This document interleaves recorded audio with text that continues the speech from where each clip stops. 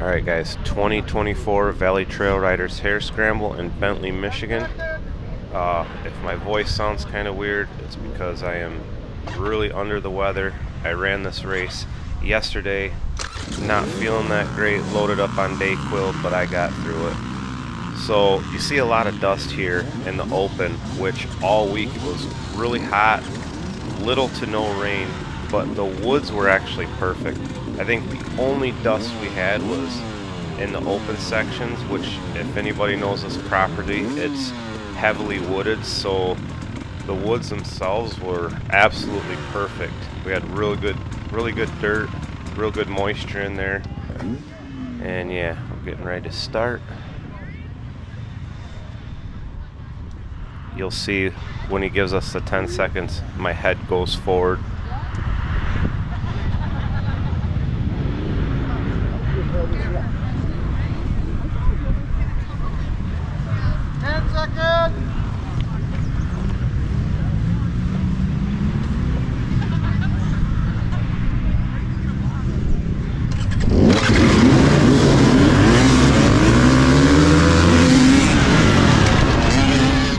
And we're off. So not quite as good of a start as last weekend, but I definitely got to be a little more aggressive. Well, actually a lot more aggressive on the start, and hold my line and hold that throttle a little longer. I still in the back of my mind of sometimes I get worried about that starting line pile up, so I always let off a little early. But yeah, what to say about this race?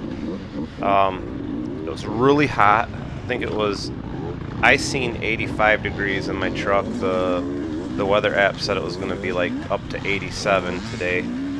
So, and if anybody's ridden this course, they know it's extremely tight. Passing is really hard. There's only a few spots on this whole course that you can pass, at least for me anyways.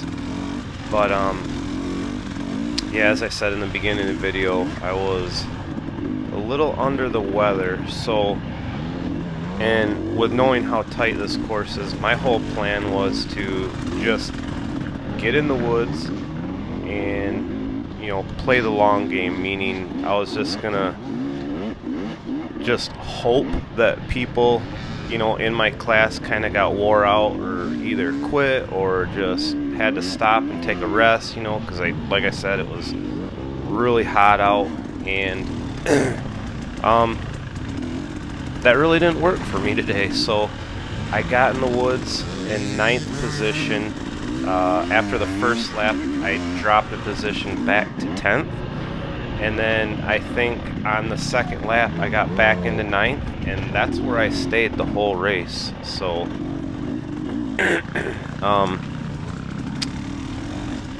yeah, I ended up doing 5 laps in like 2 hours and 37 minutes, and I felt pretty good most of the race. Got tired on the last lap, but that's to be expected. Super tight.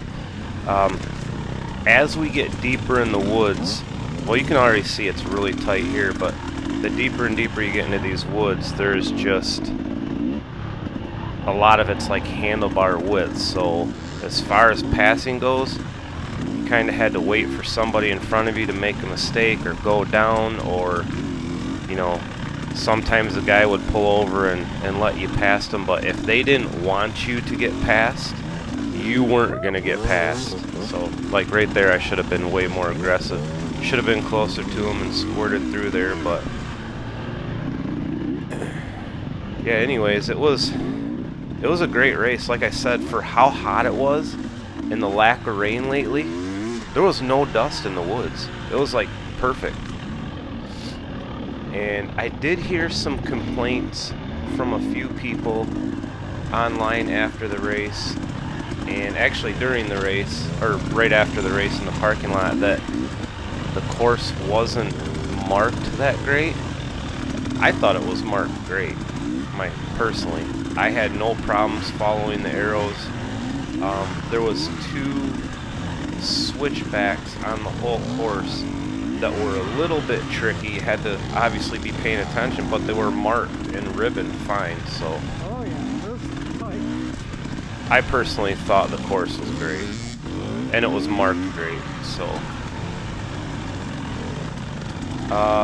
the course ended up being 8.5 miles roughly, they said, where last year what got a lot of people is it was 12 miles long. So I think being 8.5 miles long was really perfect, because there was a few spots like by scoring and once you got out into the open that gave you, I don't want to say a chance to relax, but it just, yeah, it gave you a couple seconds to relax, because in the woods there was nowhere you could relax, and some of it's so tight, and through like I don't want to say marshes, but some spots if you like went off the course you could get tangled up in some brush or some sticky gooey mud that it was going to be hard to get out of, so I was being extra careful.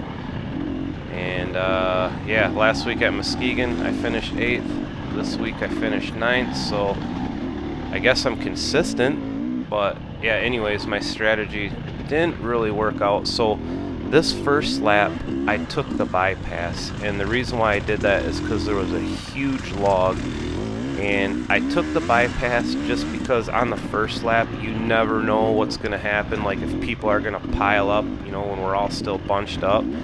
And the bypass wasn't really that long, so I don't know, I think I might have lost a spot right here on the bypass, but I was just out of caution taking the bypass, and pretty much all the rest of the race I took the regular line over the big log, which wasn't bad. Like I said, I was just trying to avoid a pileup if there was one.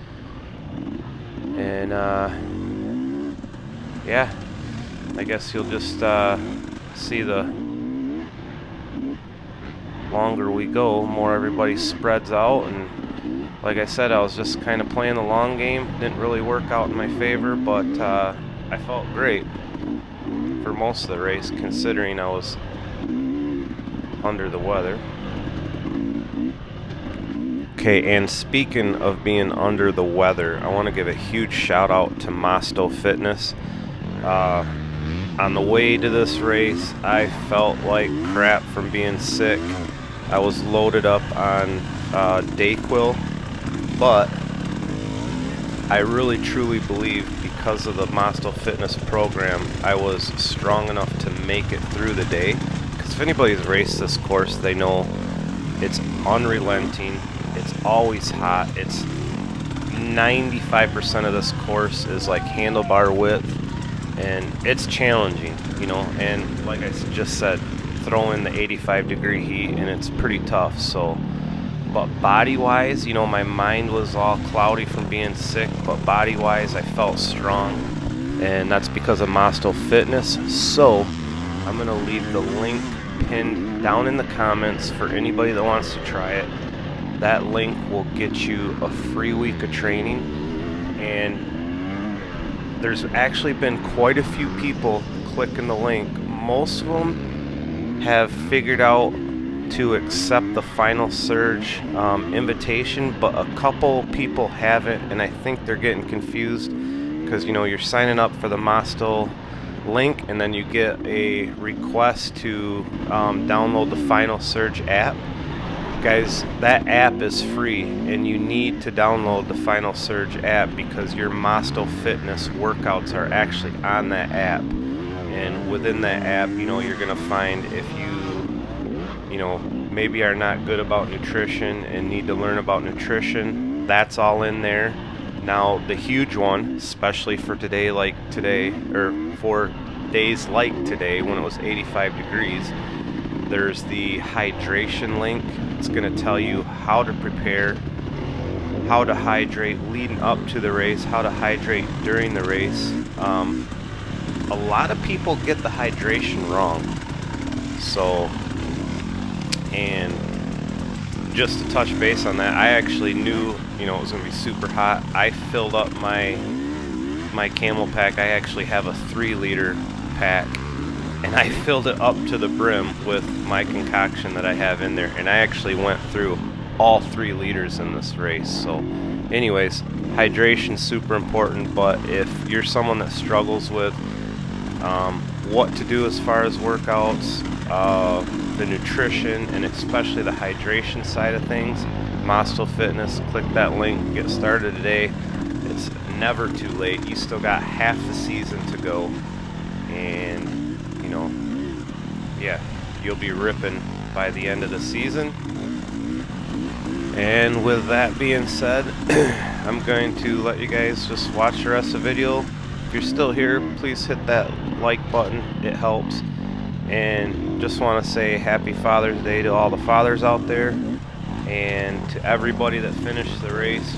Good job. It was brutal, it was hot, you deserve a pat on the back.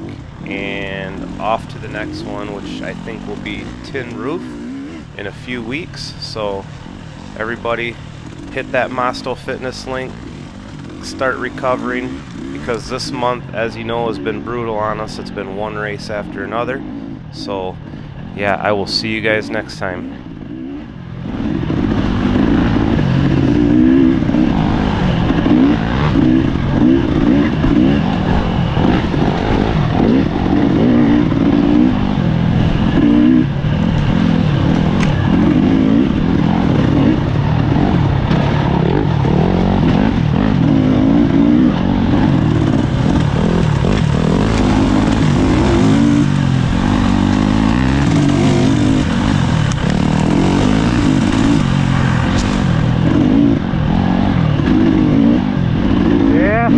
You want to pass, you're going to have to get real creative.